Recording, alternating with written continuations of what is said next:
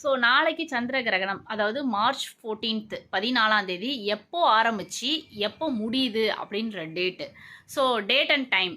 So time பார்த்திங்கன்னா வந்து காலையில் 9:27க்கு ஸ்டார்ட் ஆகிடுது. ஈவினிங் பார்த்திங்கன்னா 3:29க்கு முடியுது. ஸோ நான் ஸ்க்ரீனில் வேணுமா எக்ஸ்பிளைன் பண்ணுறேன்.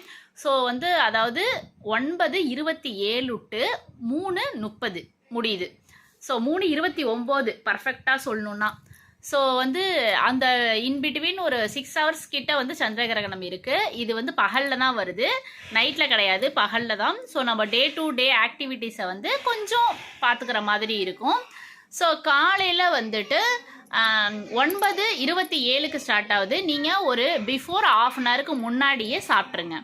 ஸோ அடுத்தது வந்து இன்பிட்வீன் கேப்பில் நீங்கள் சாப்பிடாமல் இருக்க முடியாது. ஈவன் தோ நீங்கள் ப்ரெக்னன்சி பிளான் பண்ணாலும் சரி, ப்ரெக்னெண்ட்டாக இருந்தாலும் சரி, மோஸ்ட்லி ப்ரெக்னெண்ட்டாக இருக்கிறவங்களுக்கு தான்.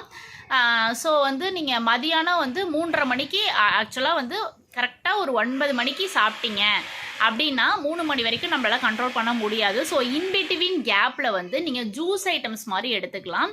ஈஸியாக டைஜஷன் ஆகிற ஃபுட்டு எடுத்துக்கணும், அவ்வளோதான்.